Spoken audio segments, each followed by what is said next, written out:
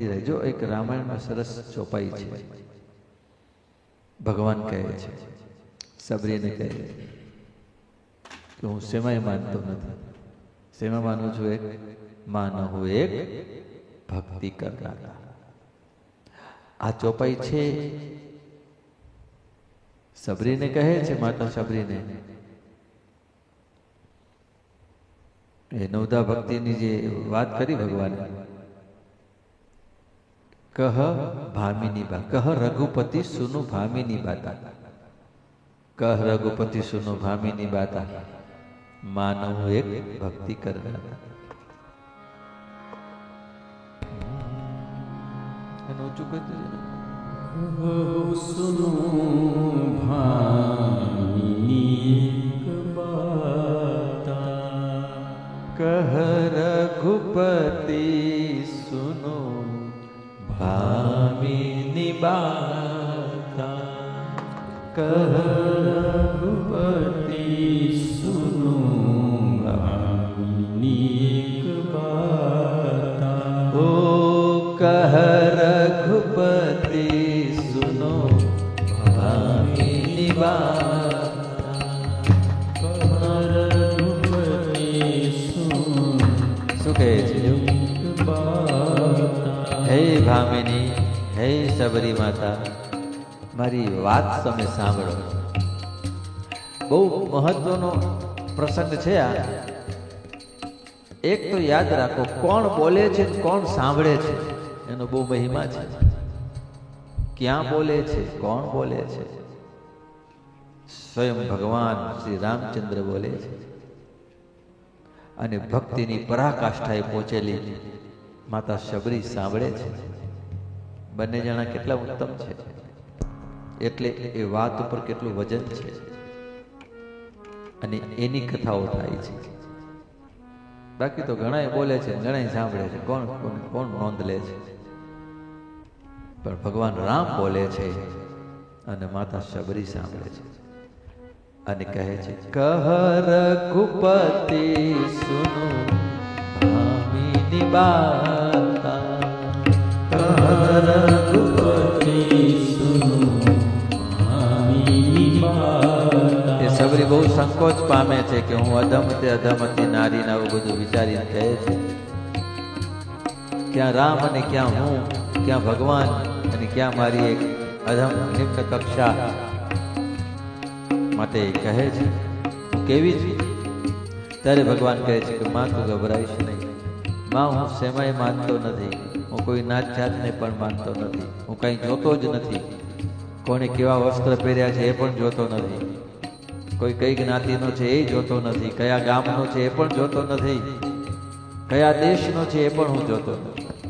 કહ રઘુપતિ સુનો ભામિની બાતા, કહ રઘુપતિ સુનો ભામિની બાતા. તો હું શેમાં માનું છું? માં સાંભળ, હું તો એક જ વસ્તુમાં માનું છું, બાકી કોઈને માનવા. માન હું એક ભગતિ કરનાતા, માન હું એક ભક્તિ કરનારા. ભક્તિનું નાતા માની સંબંધ. હું ભક્તિ ના સંબંધમાં. બસ આ ભક્તિ શબ્દ છે ને એ બહુ ઇમ્પોર્ટન્ટ છે.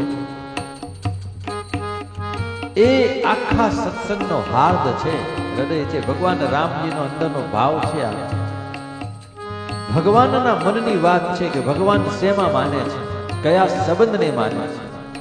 એક જ નાતાને માને છે. માન હું એક શબ્દ બોલ્યા, એક.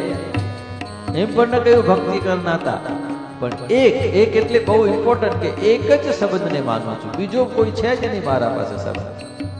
બીજી કોઈ શોર્ટકટ, કોઈ રસ્તો, કોઈ લાગવત, કોઈ કંઈ છે જ નહીં. એક જ. એ પણ કયો? ભક્તિનો છે. આનો અર્થ કે ભગવાન અહીંયા ક્યાંય ભક્તિ સિવાય બીજું કંઈ બોલ્યા જ નથી. એમ નથી કહ્યું કે હું ગરીબીને માનું છું. એમ નથી કહ્યું કે હું અમીરીને પણ માનું છું.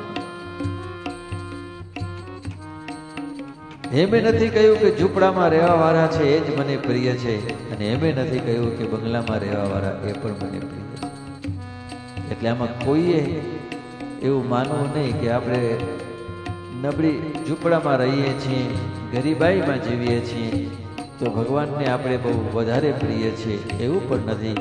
બહુ ધનવાન છે, સંપત્તિવાન છીએ તો ભગવાનની વિશેષ કૃપા છે, એવું પણ સમજવાની જરૂર. તો શું સમજવાનું? માનહું એક ભગતિ કરનાતા, માનહું એક ભગતિ ન ગરીબી ન અમીરી. બસ